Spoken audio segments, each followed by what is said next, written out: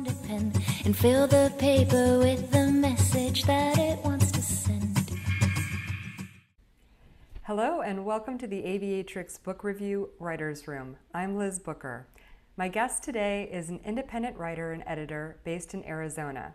In the past 25 years, she's written about topics as diverse as aviation and space, agriculture and food, and art and sculpture. In her pursuit of good stories, she's learned to fly a small plane, interviewed actors and astronauts, and traveled the world. She's currently a contributing writer for The Counter, a nonprofit independent newsroom that investigates the forces shaping how and what America eats. One of her articles was selected for the Best American Food Writing 2019 anthology. In addition, she's written several Southwestern-themed cookbooks, the latest of which was published in May 2020. Marylin also served as the managing editor of Sculptural Pursuit magazine and has edited and ghostwritten several books and articles for well-known chefs, business executives, and others who wanted their stories told. Today she'll be talking with me about both of these topics, which will be of interest to those who have a story to tell but do not consider themselves or want to be writers, and to those writers who might be interested in ghostwriting or hiring an editor for their work. You can follow her on Twitter at Mary Writes, that's M-A-R-I Writes, or visit her website at marylinnoble.com. So let's shift into talking about being an editor and the relationship between a writer and editor. So first of all, tell me what you're editing. What kind of work do you like to edit? Well, I've done lots of different editing projects. I edited a magazine for a while. I edit articles for people before they get submitted to publishers, magazines or whatever. I like to do books, and there are several different kinds of editing. There's structural editing, which is when you hire somebody to go through the manuscript and give you suggestions on, things you could do better, places where it doesn't work. I do a lot of nonfiction editing. I don't do fiction very much just because it's not what I write. So, but structural editing is something everybody should consider, because you may think you know how to tell this story, and you may be very good at it, but a lot of the time, if you've got somebody who can say to you, look, I think it would be stronger if you use this voice, or if you structured your tense this way, that's really powerful. So that's one kind of editing. Then, there's copy editing and line editing, which is going through and finding mistakes, misspelled words, facts that don't match up, dates that don't match, that kind of thing. And that, even if you are an excellent writer, you should always hire an editor. Maybe not if you're going to go the standard publishing route, but if you're going to self-publish, you absolutely have to hire somebody. There is no way you can see all those misspelled words and misplaced commas. You just can't. Your eye glazes right over them because you've read the stuff so much. So it's well worth it to hire an editor to just go through your manuscript, fix it up, and get it done. It'll make your book much better. I can attest to that, both as a writer who definitely needs an editor, but also as a reader. You can, when you're reading a book fresh, you come to it, every word is coming into your brain anew. And so for people like you or for me, they stand out to you in relief, those errors. And so if you're someone who has a self-published book and you want people to read it and not put it down 4 pages into it, because readers just don't have the patience for that. So right, that's exactly right. And I think that self-publishing is a really valid way to do it. It didn't used to be. I mean, 20 years ago, self-publishing was, looked down upon. It's not anymore. It's not. And there are so many ways you can do it easily. But, you have to invest in an editor, because otherwise people won't take your work seriously. So what kind of people would be looking for an editor like you, and at what point in their process?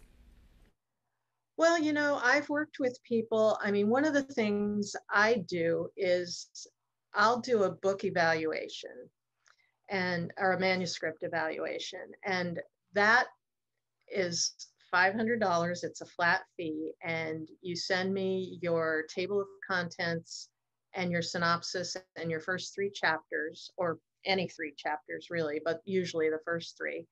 And I will go through it and give you a written evaluation of the strengths and weaknesses, and just let you know you're on the right track. Or, maybe you need to do some course correcting. And, I find that helps people get started with the writing. Okay, so that happens earlier in the writing process. They don't have a full manuscript yet. They just need some feedback to make sure they're tracking. Right. Okay. Because if you do that, then you don't need to hire a structural editor necessarily. You've already got your path laid out for you. But then once that manuscript is finished, and by finished, I don't mean rough draft, I mean completed draft, and you will go through many drafts. Nobody gets it right the first time out. You have to go back and rewrite and analyze and fix and do all of that stuff. And you can hire an editor to help you with that process too. But, once you've got the final draft, then you can hire a copy editor to go through it with you and, fix all the oopsies. And then that's a fairly simple, straightforward process. So. Well, going back to the book analysis that you talked about, what kind of feedback could a writer expect? Like, what does that look like? I'm tough, but I'm kind. And, I will I've had to tell people before, this isn't a book. There's nothing here that is ever going to be a book. And that hurts. I hate telling people that, because, they've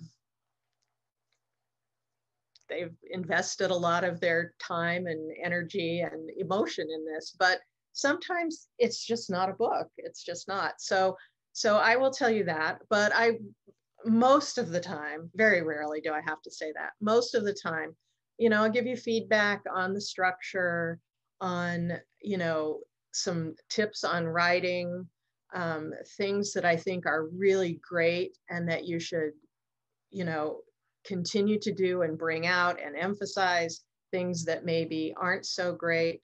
When you're telling your own story, when you're writing memoir, it's so easy to get down in the weeds with things that readers don't care about.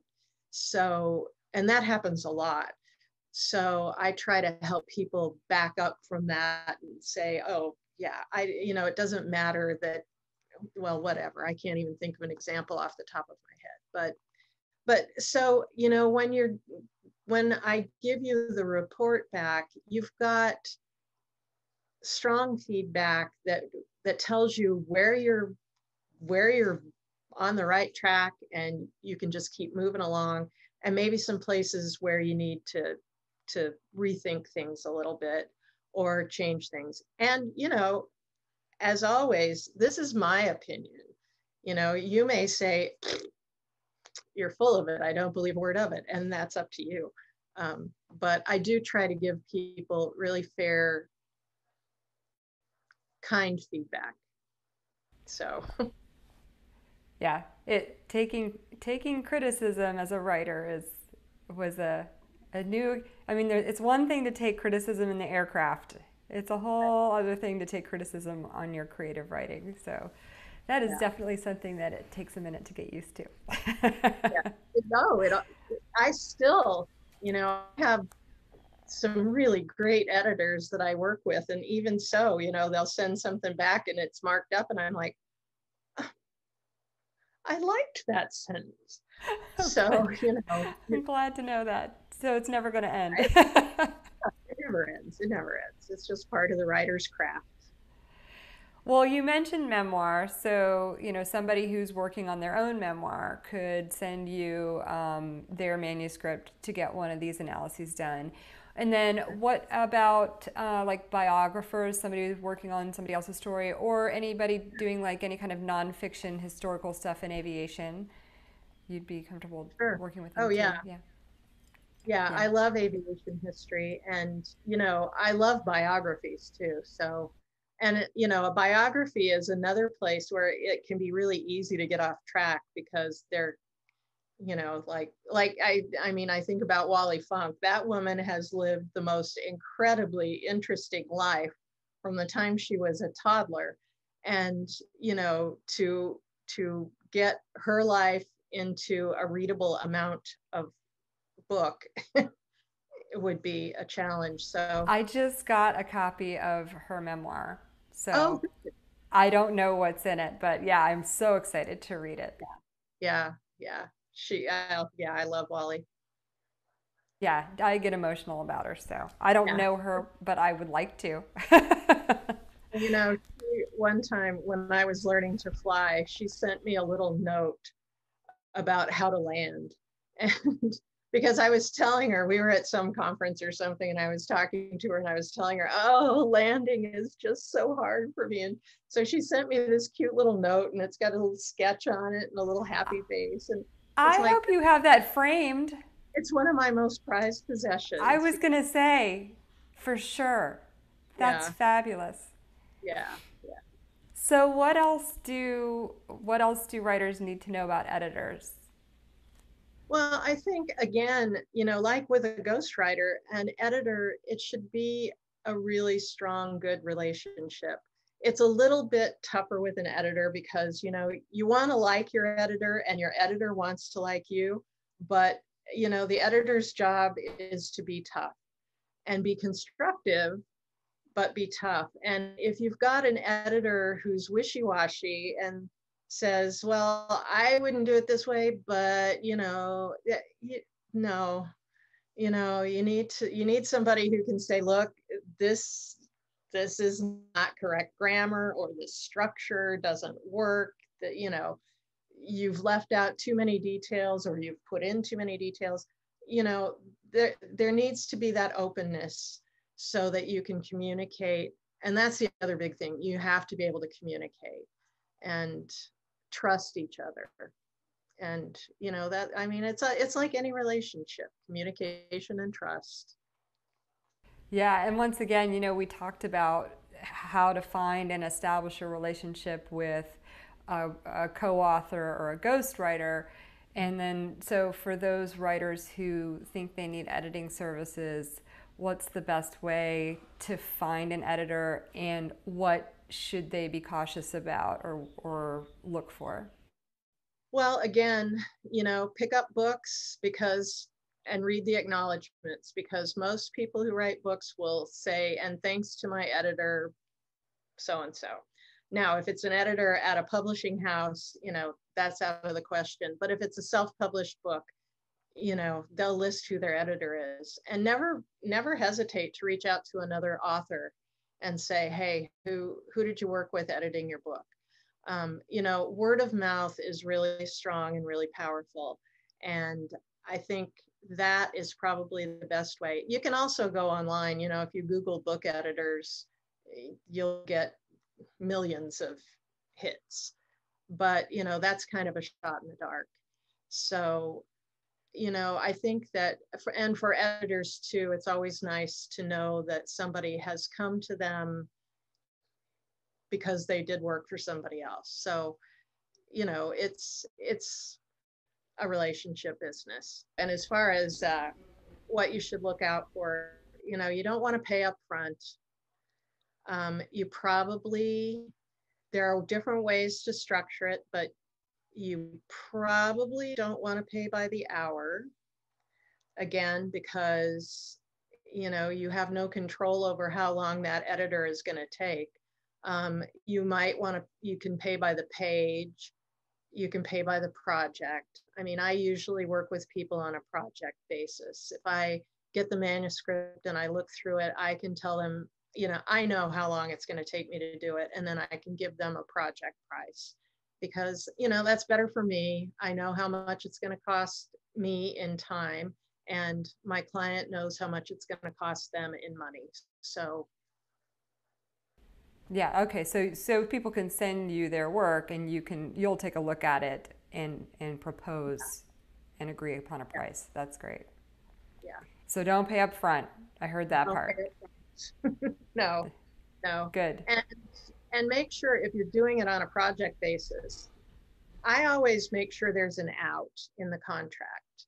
So if you get 2 or 3 chapters in and this person is not delivering what you want or what you expected, I think it's perfectly okay to say this isn't working for me, as long as you've got that out in your contract.